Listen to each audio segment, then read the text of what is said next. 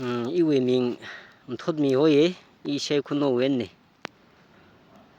a chon thang shok hai maram chu wang ya rili na kteu kha thar mi ngai chi wa ma ti shot ka shok chi ma chuk la ga ning cha cha la ge ning chot la ge kha shok da khle maram chu wang ina thar mi ge ji ba wa ma ashi ji liram phunga ina ngdor mui marak chu jili ari subari ga phungbing we phaisa kala phaisa makhle bing je kari ja bing ga pai phu laga pam sai che nei na wa laga chi thada bam de le da driver bing jin phone sa raw gi da ishi bai wa je na ma so ji pem na than laga ashimi thruk pam sai che na hi ga tha khai gla ta ina hang ei kiba wi order na sa khle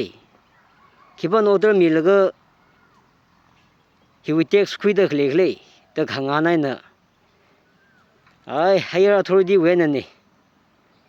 dang han gara sai jing han ga je na ta higher authority jai ga wa issue wi long wi bula ta hang je na manele ali ha khame wen khrani ha khame ji ga long wi bula khame ki ba le li le ji te nang han gai jing han ga ji li long wi bula khame mohong am wen khrani de manele ga ili hangi jeni na jili essay ithum mi thang rok se tina jiling han ga ma me jeni na phone sa laga khrono bing ni nang han yang ka tha khai la sir asi wi da jat le khu ta gang han li khrono bing ai pang wa ma ka phulu khrono bing hili khrajan sa de le fu ye ka ju wa na mulung wang rok laga sa da ngapak khai ni te 27 thang ji laga ithum bi pam phai ji lita li ho tekno ba ngai sa dio wi da kong chai ram nganai lai ni pam ma wi da jili ta pam thi li ho ji pam gai wi thi li te 20 thang hon hi lat lui da ka som area li thing ga sok bing li kham laga oi da da chaping ngapai lui de le hi da de le da pau sam phang le da driver bing na phone sara ga tha khai le da jili mai isi ka lui ka je na hong be li starling na khami kari ji kham laga lai chas mi lo jil lai lam chas mi long ra sai je na starling na ga tha khai la light off sa lo ji ma sham la na thum ki pa li mu sik le ka chi tu hi teo khang phan ro ga we nga phan ro je na jing phan ro la ga shok leo da nga han ro la nga phan la han khlo khunu nga re khlo da asina nong me lo cha thu ge ni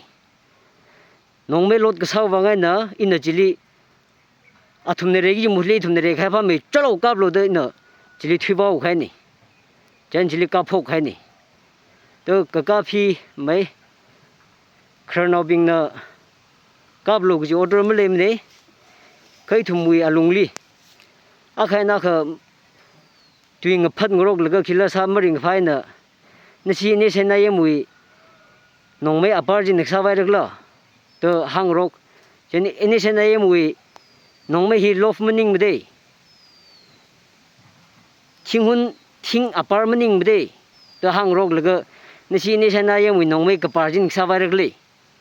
to han kang rok ke chen jili starling ji khila hanung hleu da asi nong mai lo thu sai da jili to hibing hi ni thaga ithum li sagi ji de na paul ji li kap khai nei cheni na hang khanga khba na ba khrono bing li hang khanga khba na ba eastern flank hi faction ga chiga Naga army la kachiba hi tharming sa ngai eastern flank da shi Naga army bingli mu chitlak la dak li ji ithum la ningli ma khangram ni chena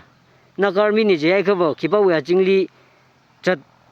ka tha da bam da le ji ba ji khranobing na ka tharmi lok ji hang kha ngai nei mai i yam khai mning ni ka tang khu long na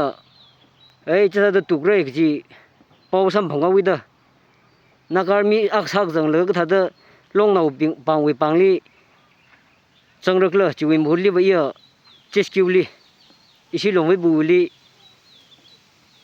report ung sar da i chat da khle ni chena mai shok hai maram juwang phaning laga i learning sa chu lagi ring phau lam ning mani chena tang khu no bing na i thum la mai isi na ko ba sili rai sar da i thum la chat da khle ni chiwak ja si chokra da lek juwang i thum la ring ka bam nei rai sa hi i thum aja ba khok ga sa da sa ga ngai nei kha thum ban na rai sa ga bai skong ni je laga khiwa na tax khu ja dau lek ji ni chen hi ba hi khranobing na ga thar mini ja ni sinare